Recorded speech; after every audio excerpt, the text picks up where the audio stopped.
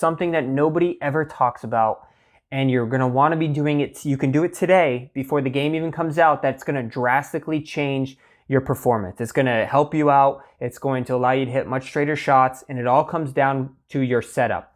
Whether you're playing on PC, PlayStation, Xbox, Switch, whatever you're playing on, it's going to drastically affect it. And that's how you set up your setup, your controller, your body, your chair.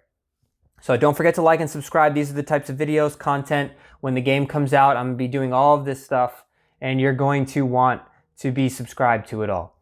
So let's first talk about setup. When you are set up to this game, no one ever mentions this, but it plays a major factor. Are you facing the screen directly? If you are off on an angle here, you are going to be pushing forward and pushing back on this direction, even though the screen is over here. So that's going to drastically affect your ability to hit straight.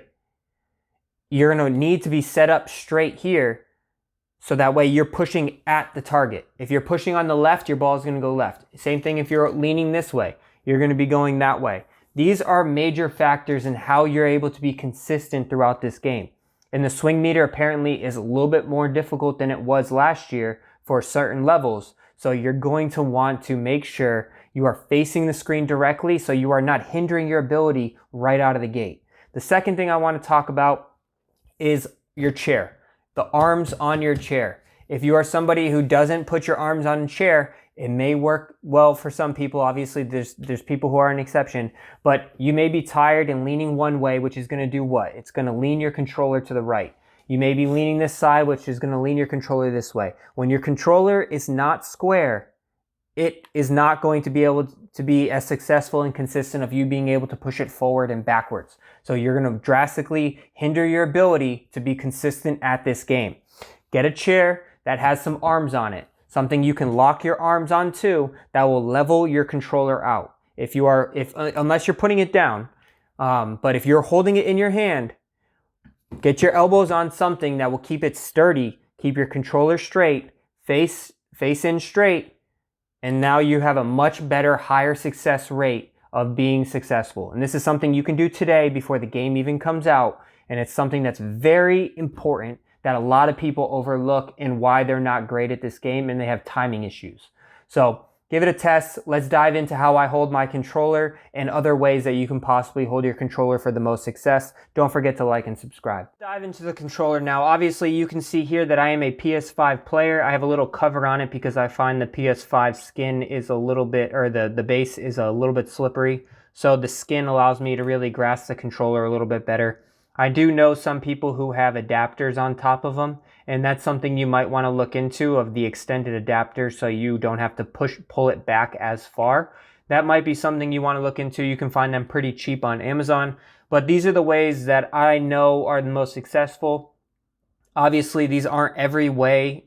How you swing the club is purely up to you with your controller, but let me know in the comments section down if you use an alternative method to these methods. But let's get right into it. First thing I want to say is make sure you check the right side or the left side. There's no guarantee just because you're right hand dominant that you're going to use the right joystick. Some people are much better with the left joystick. So when you first get in and you're doing your calibration, make sure you're testing out the right joystick and the left joystick, because you might be surprised. I used the left joystick for a long time, and then I switched back to the right joystick, and every once in a while, if I just need a change up, I switch. So how I go about it is I use this part of my thumb. I do not use the tip of my thumb. I use the middle part of my thumb. Why do I do that? Because you can have more control over the joystick, so you can be a lot more consistent. When you are using the tip of your thumb here, you can see it's a lot more free flowing. You have less power. You can't really push on it with it messes it all up. But when I use this part of my thumb, I can cover this little analog stick here, so that way I can have a lot of control with it. And you can see I can consistently pull it back and forward in the same motion. And then it always comes off. You don't want to ever hold it forward because that will mess you up. Pull back, flick forward. That's how I go about it, and you can see that I cover it pretty much on this bottom third. I'm on more of an angle here. I don't cover it like this because that puts me more into this. I am pressing pretty hard, and I pull back here. that's pretty much how I go about it. The other method that I know a lot of people use, and right now I'm just showing the right hand. Obviously, this would apply same if you're using the left hand. Whatever you feel more comfortable.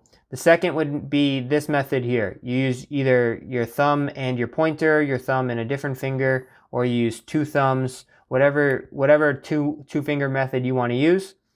Put it at the top here, press, go back slowly, and push forward. And you go about this method. With this method, I know some people use they lay the controller on the ground, so that way it's a lot more consistent and you can just go about it this way. So give this a test as well if you're going to use the two finger method. Essentially, you can use that one as well. It's just whatever you feel more and more comfortable with. But these are pretty much the two main methods. Let me know if you use a different method.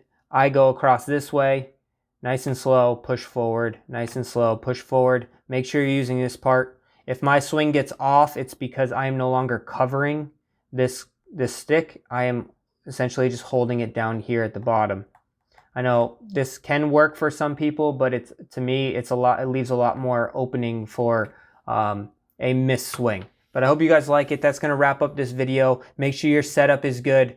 Make sure your controller is in your hand properly, facing the screen, and make sure you have your setup where you know exactly where your fingers should be on the controller. These are major factors before you even get the game that will massively impact how good you are at this game. So don't forget, like and subscribe. I'm going to make an entire playlist of training videos for you all, and I hope you guys like it. Thanks for watching.